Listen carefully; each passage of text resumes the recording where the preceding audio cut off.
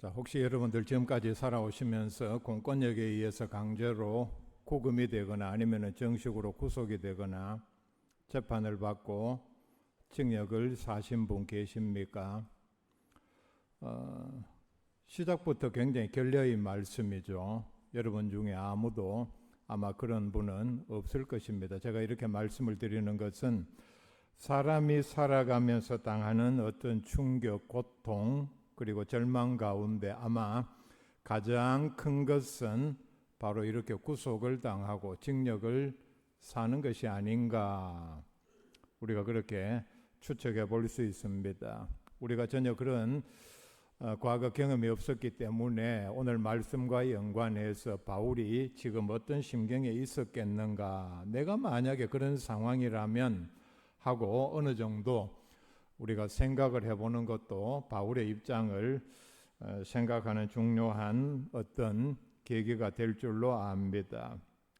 구속이 되고 징역을 살면은 모든 자유는 다 빼앗깁니다. 자유가 얼마나 중요합니까?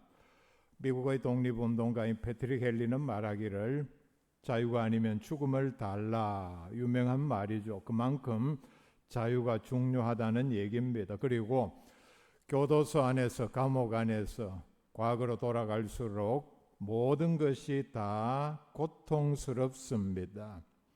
식사만 해도 집에서 가족 식구들과 함께 먹는 것과는 비교도 되지 않는, 어떤 사람의 경험에 의하면 과거에 돼지 죽도 이보다는 낫겠다 할 정도였으니까 바울이 시대에는 더 말할 필요도 없었을 것입니다.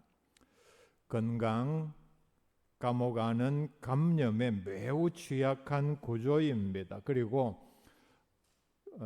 감옥에 있을 때부터 찾아오는 고통은 내가 석방이 되어서 나중에 나가도 전과자라는 낙인이 찍히고, 어쨌든 어떤 오해에 의해서 내가 징역을 살았던 모든 사람들은 나를 죄인 취급할 것이고, 그리고 석방이 돼도 사실 많은 것을 잃습니다. 인간관계는 단절이 되고 가정은 어떠하겠습니까? 그리고 자기의 재산이나 사업은 온전히 지키기가 어려울 것입니다. 그리고 이미 구속 초기부터 만약에 몸에 심각한 병이 있다면은 징역을 사는 동안에 더 나아질 리는 만무하고, 얼마나 더 악화가 되느냐, 거기에 차이가 있습니다. 여러분, 가장이 되고 부인이 있고 그리고 자녀가 있는 경우에 한 5년 정도 징역을 살면 그 가정이 어떻게 될 것 같습니까? 제가 다른 교회 부목사로 있을 때에 여전도의 회원들과 함께 교도소에 방문을 하고 예배를 드리고 특별히 장기수를 개별 면담을 하고 위로를 하는 그런 시간을 가졌습니다.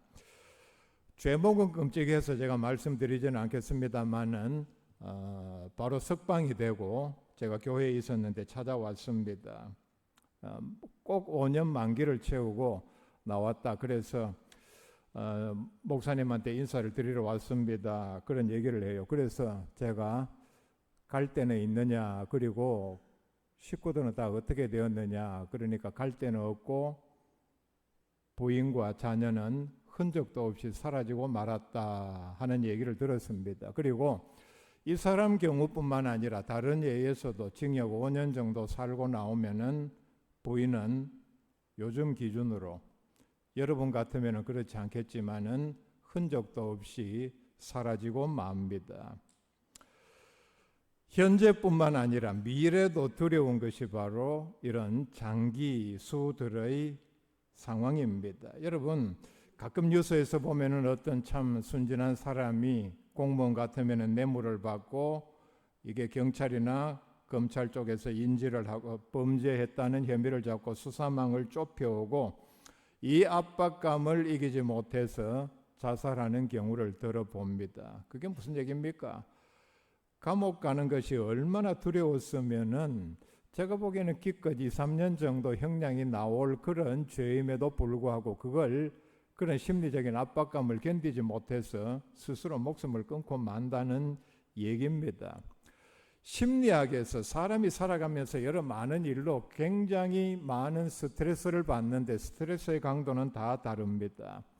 심리학자가 연구해서 조사한 그리고 발표한 내용을 보면은 사람이 살아가면서 가장 큰 압박, 스트레스를 받는 경우가 바로 배우자의 죽음이다. 이걸 100이라는 지수로 나타냈을 때에 그 다음으로 많이 받는 압박, 스트레스가 바로 감옥에 들어가는 일이라. 물론 사람마다 다릅니다. 그런데 심한 경우 있고 그 다음에 조금 덜 심한 경우가 있는데 앞에서 말씀드린 극단적인 선택을 하는 경우를 보면 이런 경우는 굉장히 많은 압박을 받는다는 사실을 알 수 있습니다. 바울이 바로 이런 엄청난 투옥의 시련을 겪었습니다. 우리가 이런 바울의 일대기 또는 그의 삶을 이해하기 위해서 바울의 전체 수명, 바울은 60살 정도 산 것으로 추정을 합니다. 그리고 이 60년 수명 가운데 사도로서의 활동 기간을 35년 정도로 봅니다. 그리고 성경에 나온 것만 우리가 전체 합하면은 이 35년 기간 동안 5년 정도 감옥에 수감이 되어 있었습니다. 성경에 나오는 수감 장소를 보면은 먼저는 가이사랴에서 2년 정도 수감되어 있었고 로마로 옮겨져서 가택연금을 2년 동안 당했고 그리고 감옥에 1년 정도 있었던 것으로 역사가들은 추적을 합니다. 그리고 단기로는 뭐 며칠인지 아니면은 한 달까지 넘어갔는지는 모르지만은 빌립보와 예루살렘에서 구금이 되어 있었습니다. 이런 많은 수감 기간을 거쳤기 때문에 고린도후서 11장 23절에 보면은 내가 수고를 넘치도록 하고 옥에 갇히기도 더 많이 하고 매도 수없이 맞고 여러 번 죽을 뻔하였으니 이게 바울이 노년에 회고한 내용이 아니라 비교적 사도 생활의 중반 부분 아니면 그쯤 어디에선가 이런 회고를 하는데 벌써 이때에 옥에 갇히기도 더 많이 하고 매도 수없이 맞고 이런 구금 시설에서 맞았다는 얘기겠죠. 그리고 그런 많은 어려운 일들을 겪었습니다. 이때 바울의 심경이 어땠느냐? 상식적으로 누구보다 바울에게 자유가 절실히 필요한 상황이었습니다. 왜냐하면은 성경에 나오는 바울의 모든 활동 내용들을 보면은 바울은 평소 시간이 나는 대로 자유롭게 많은 곳으로 가서 되도록이면 많은 사람들에게 복음을 전했습니다. 그리고 가는 곳마다 만나는 사람들을 전도해서 교회를 세우고 교회를 돌봤습니다. 그리고 이미 세운 교회는 계속해서 소식을 주고받으면서 아니면 찾아가서 권면을 해서 바울이 한순간밖에 머무르지 못했기 때문에 지금도 계속해서 믿음 생활을 잘하고 있는가 하는 걸 점검을 하고 권면을 해야 하는 그런 상황이었고 그리고 가난한 교회들을 계속 방문해서 조금 형편이 되는 교회가 연보를 해서 구제금으로 준 돈들을 계속해서 전달하는 일을 이걸 다른 사람들에게는 맡길 수가 없었기 때문에 이런 일들을 계속해야 하고 시간이 나는 대로 귀한 하나님의 말씀을 기록을 해야 했습니다. 그리고 각 교회로 보내야 했기 때문입니다. 몇 가지 말씀을 드렸는데 바울이 보면은 그에게 주어진 자유를 최대한 활용해서 많이 가고 많이 다니고 많이 가르치고 많은 사람들을 권면하고 하는 활동을 굉장히 왕성하게 했습니다. 이런 바울이 감옥에 갇혔다. 매우 답답하고 외롭고 그리고 바울은 참 바울도 인간인지라 우리가 조금 이해하기는 어렵지만은 당연한 일이죠. 그런 가운데서도 내가 언제 석방이 되느냐 나는 죄가 없는데 무죄 석방될 날을 간절히 바랐고 또 그런 가운데 만약에 그렇지 않으면 내가 언제 사형이 집행되느냐 하는 것을 늘 염려하는 마음으로 감옥에서 지냈습니다. 감옥에 갇혀 있으니까 왕성하게 하나님의 말씀을 전하던 그런 신분에서 이제는 전혀 예수님께서 자기를 하나님의 말씀을 전하는 사도로 부르셨는데 거기에 일단 외적으로 보면은 전혀 그 일을 할 수 없는 그런 상황이었으니까 엄청난 좌절을 느꼈을 것입니다. 바울이 투옥된 이유, 그걸 순서대로 살펴보면은 먼저는 사도행전 21장에서 예루살렘에서 체포가 되었습니다. 그 이유가 뭐냐? 유대인들의 시기 때문입니다. 그리고 오해를 했기 때문입니다. 유대인들은 바울에 대해서 제목을 씌우고 엄청난 폭행을 가했습니다. 율법을 거스르는 사람이다. 그리고 이방인을 성전 안으로 데려왔다. 근데 사실 이것은 오해였습니다. 유대인들이 오해를 해서 두 가지 제목으로 폭행을 하고, 이걸 본 로마군 입장에서는 군중들의 폭동을 진정시키기 위해서 일단 바울을 체포를 했습니다. 안전을 위해서 그렇게 했다는 얘기입니다. 그리고 바로 이어지는 가이사랴에서 2년 동안 구금된 이유는 먼저 맡은 총독은 바울 일행을 보니까 각 교회 전하기 위해서 많은 돈을 가지고 있는 것으로 간파를 했습니다. 그래서 잡아놓고 그 돈 중에서 뇌물을 받아서 일단 그래 했고, 후임자 총독은 유대인들의 환심을 사기 위해서 계속해서 감옥에 가두어 놓는 것이 자기의 어떤 인기를 얻는 방법이라 생각해서 그렇게 했는데, 결국은 2년이 지나도 재판도 하지 아니하고 계속해서 구금을 해놓으니까 황제에게 상소를 했습니다. 그리고 로마로 이송이 돼서 전체 합치면 3년 구금이 되어 있었고 순교를 했는데, 결과적으로 사실은 뚜렷한 죄목은 없습니다. 앞에 첫 번째 예루살렘에서의 체포, 그리고 가이사랴에서의 2년 구금 기간, 모두 다 바울의 입장에서는 매우 답답했을 것입니다. 자, 그러면은 이런 가운데 바울은 어떤 심정이었겠는가?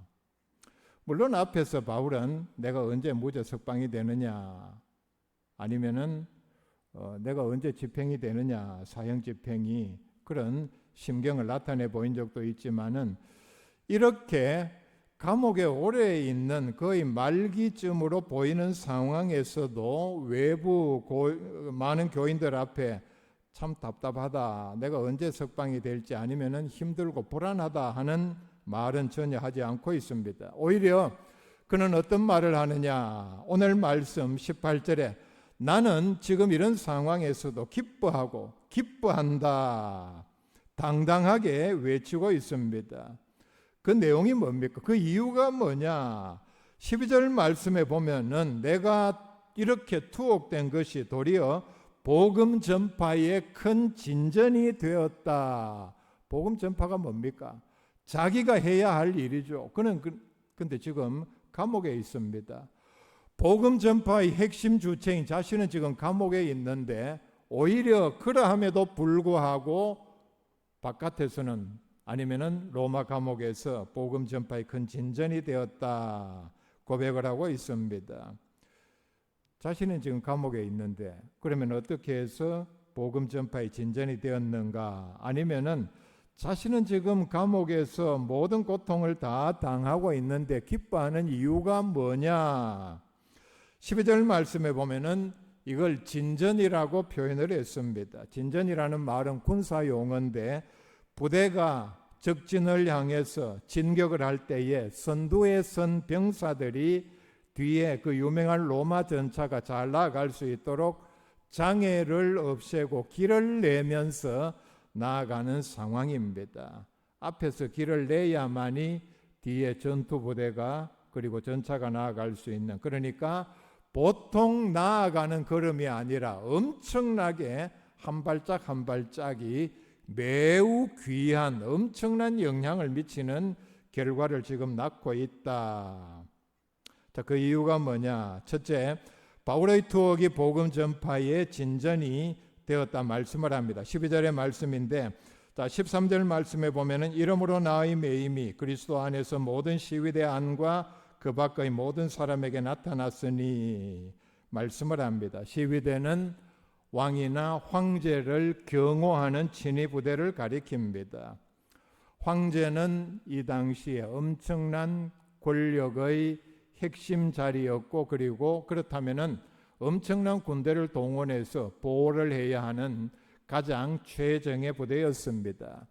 이 당시 로마의 황제 시위대는 10,000명 정도로 구성이 되어 있었다고 합니다. 그리고 이들에게 엄청난 특권이 있었고, 그리고 아무나 뽑히는 것이 아니라 모든 면에서 최고의 엘리트 군인들, 장교들로 구성이 되어 있었고, 그리고 황제를 호위하는 일인 만큼 식민지 백성들은 되지 아니하고 철저하게 로마인이어야 하고, 그러니까 로마인의 정신과 사상으로 무장된 사람들이었습니다. 그러니까 외부의 어떤 다른 종교의 그런 믿음이나 이론이 전혀 통하지 않는 사람들입니다. 그런데 이 당시에 시위대 안에 있는 감옥은 어떻게 죄수를 관리했느냐? 죄수 한 사람 양손에 수갑을 채우고 그 수갑 양쪽에 한 사람의 로마 군인식 2사람을 붙이고 앞뒤로 또 한 사람씩 이렇게 4명이 한 조로 하루에 4번 교대를 하면 한 번에 6시간씩 이렇게 4명이 바울에게 붙여진 상황입니다. 꼼짝 못하게. 자, 그렇다면 바울이 이때가 바로 복음의 진전이라는 말은 하나님께서 강제로 바울에게, 위대한 신학자요 선교사인 바울에게 전혀 예수를 알지 못하는, 예수를 알려고도 하지 않는 로마의 군인들을 한 번에 6시간씩 4명씩 하루에 16명을 붙여서 하나님의 말씀을 전하는 기회를 주셨다는 얘기입니다. 그래서 이런 기회를 바울이 놓치지를 아니하고 복음을 전했습니다. 그 결과 시위대 감옥 안에서부터 그 다음에 시위대 전체 왕궁으로까지, 그 다음에 왕궁에 있는 귀족들에게까지 하나님의 말씀이 전해지는 계기가 되었다. 바울 자신도 아마 처음에 그렇게 생각했는지 모릅니다. 그리고 바울을 파송한 빌립보 교회도 바울이 로마 감옥에 갇혔다는 얘기를 듣고 이제는 선교고 뭐고 전도도 다 끝이 났구나. 그런데 하나님께서는 놀라웠게 역설적으로 다른 방법을 통해서 역사하셨습니다. 하나님께서 로마 감옥에서 복음을 들을 사람을 강제로 붙여주셨습니다. 그래서 빌립보서 4장 22절 말씀에 보면은 모든 성도들이 너희에게 문안하되 특히 가이사의 집 사람들 중 몇이니라, 놀라운 말씀을 합니다. 많은 성도들이 이미 내가 전한 복음의 결실을 맺었고, 그리고 너희들에게 문안을 하는데 내가 너희들에게 지금 편지를 쓴다는 얘기를 듣고 우리도 빌립보 교인들에게 문안을 합니다. 얘기해 주세요. 그런데 참 놀라운 사실은 가이사의 집, 즉 로마 황제의 궁 안에 있는 사람들 중 몇이니라, 이미 로마 황제의 궁 안에서 일을 하는 사람 아니면은 뭐 가족인지 여기서는 분명하지 않습니다. 가이사의 궁의 사람들까지도 이제 예수 믿는 사람이 생겨났다.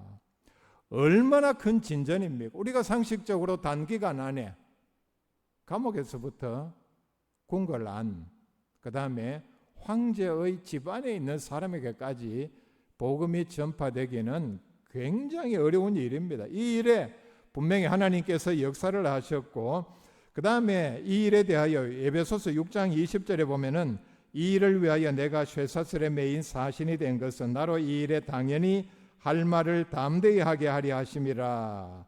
에베소에 보낸 편지에서 이렇게 기록을 하고 있습니다. 바울은 여기서 이 말씀을 기록할 때 하나님의 영감으로 깨달았습니다. 바로 이 일을 하기 위해서, 그리고 세계의 중심인 로마에서, 그것도 시위대 안에서 내가 말씀을 전할 수 있도록 하나님께서 나를 이리로 보내셨구나 하는 사실을 깨달았습니다. 두 번째는 바울의 투옥 때문에 성도들이 더 하나님의 말씀을 전함으로 복음의 전전을 이루었다, 그런 뜻입니다. 14절 말씀에 보면 형제 중 다수가 나의 매임으로 말미암아 주 안에서 신뢰함으로 겁 없이 하나님의 말씀을 더욱 담대히 전하게 되었느니라 말씀을 합니다. 이들은 15절 말씀에 보면은 착한 뜻으로 그리스도를 전파하는 사람들입니다.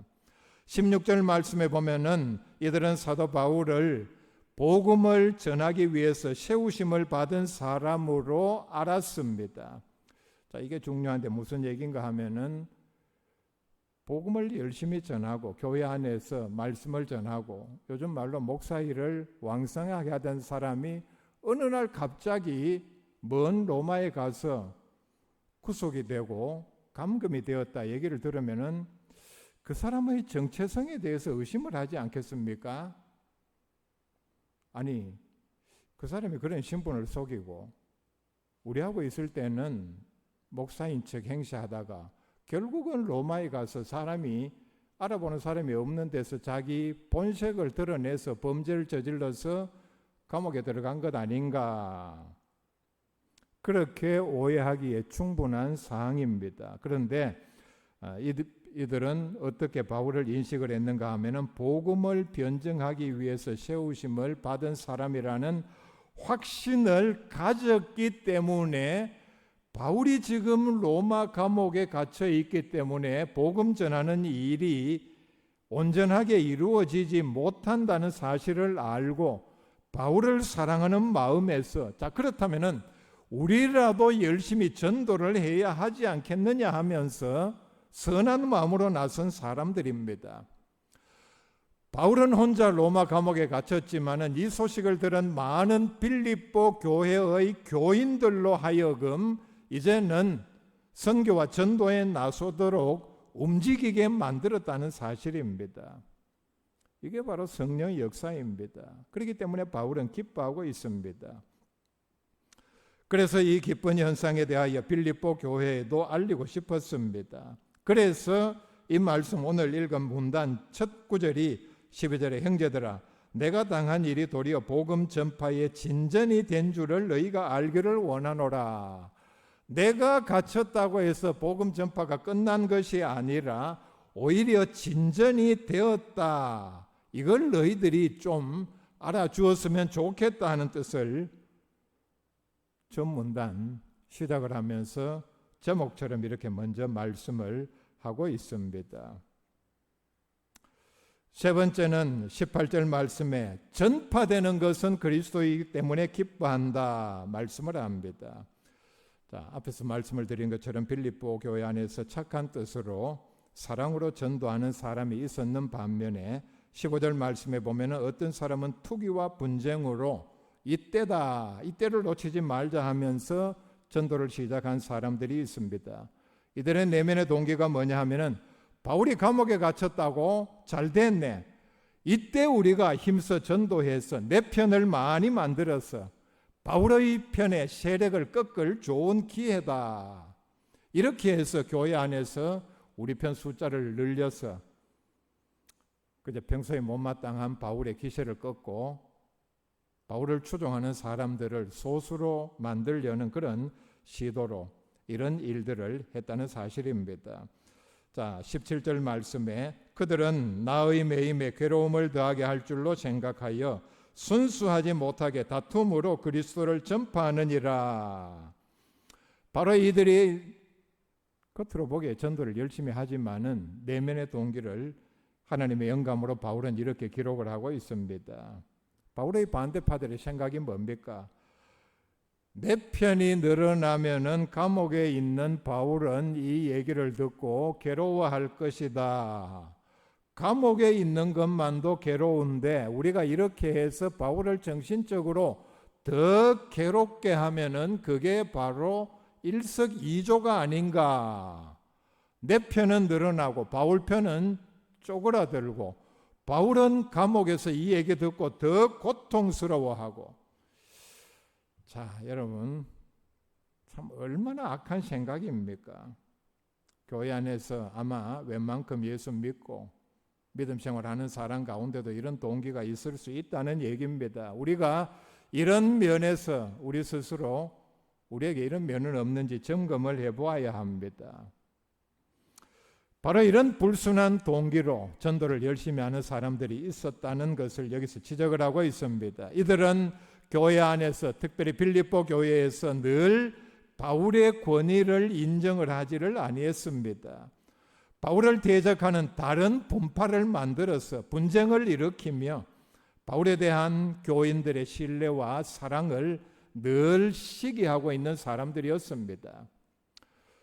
교인들이 바울의 영적 권위에, 사도적 권위에 참 그 모든 말씀에 순종을 하고 기도를 부탁하며 그리고 존경하고 신뢰하는 것에 대해서 매우 불만을 가진 그런 사람들이었습니다. 그런 사람들이 평소에 이런 생각을 가졌으니까 바울이 감옥에 갇혔다는 소식을 듣고서는 이때가 기회다 하면서 자신들의 세력을 늘리기에 혈안이 되어 있었습니다. 자, 바울이 지금 이런 상황에서 또 감옥에 있으니까 우리는 열심히 전도해서 내 편을 많이 만들어서 이 교회를 내 손아귀에 집어넣어야 하겠다. 자, 그러면은 바울이 엄청나게 괴로워할 것이라. 자, 이들의 생각이 이러한데 18절에 바울은 이 사건을 이렇게 결론을 내립니다. 자, 이런 사람들이 있음에도 불구하고 그러면 무엇이냐? 거칠애로 하나 참으로 하나 무슨 방도로 하든지 전파되는 것은 그리스도니 이로써 나는 기뻐하고 또한 기뻐하리라 말씀을 합니다. 혹시 여러분 지금 이 순간에 아니면은 얼마 기간 동안 계속해서 어려운 가운데 고난을 당하고 또는 누가 봐도 내가 지금 실패를 했다. 그래서 역경 가운데 지나고 아니면은 병에 걸려서 고통 중에 있거나 일을 제대로 못하거나 일이 제대로 풀리지 않거나 환경이 바뀌어서 좋지 않은 환경으로 이런 모든 일 때문에 내가 지금 좌절하고 있는 가운데 있습니까? 바울의 환경과 한번 비교해 볼 수 있기를 바랍니다. 바울은 우리가 지금 상식적으로 생각할 때도 그리고 그 당시 로마 당국의 관점에서 봐도 죄라고 할 수도 없는 그런 이유 때문에 감옥에 들어갔고 쇠사슬에 묶여 있고 아주 중죄인이 되어서 결국은 사형을 당해서 로마에서 그냥 아무런 흔적도 없이 사라지고 말았습니다. 이런 바울의 삶을 보면 인간적으로는 가장 비참한 자리에 떨어졌지만은 그의 감옥 5년 동안 가장 위대한 신학자요, 선교사요, 목회자로서 놀라웠게도 역설적으로 가장 크게 쓰임을 받은 기간입니다. 바울이 35년 동안 사도 역할을 했다 그랬죠. 그 기간 가장 하나님 앞에 크게 또 우리가 볼 때에도 찬란하게 쓰임을 받은 때가 그가 사도행전 뒷부분에 나오는 자유롭게 다니면서 말씀을 전하고 가는 곳마다 교회를 세우고 그때가 아니라 그가 가장 고통스럽게 생각한 감옥 5년 기간이 오히려 더 엄청난 선교와 전도의 결실을 맺었고 그리고 감옥에서 쓴 에베소서, 빌립보서, 골로새서, 빌레몬서 또 디모데후서까지 하나님의 말씀을 기록하는 가장 영적으로 소중한 시간을 보냈습니다. 중요한 것은 내가 하나님의 손에 붙잡혀 있느냐 하는 일입니다. 역시 같은 바울의 말씀입니다. 로마서 8장 28절에 하나님을 사랑하는 자고 그의 뜻대로 부르심을 입은 자들에게는 모든 것이 합력하여 선을 이루느니라.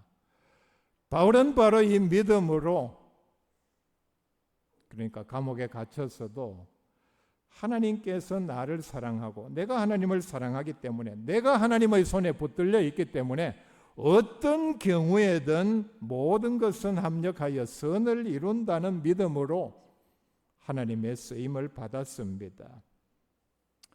자, 여러분 각자 어떤 환경, 처지에 있든지 바로 이 믿음으로 역경과 고난 가운데서도 하나님의 쓰임을 받는 귀한 성도 다 되시기를 바랍니다.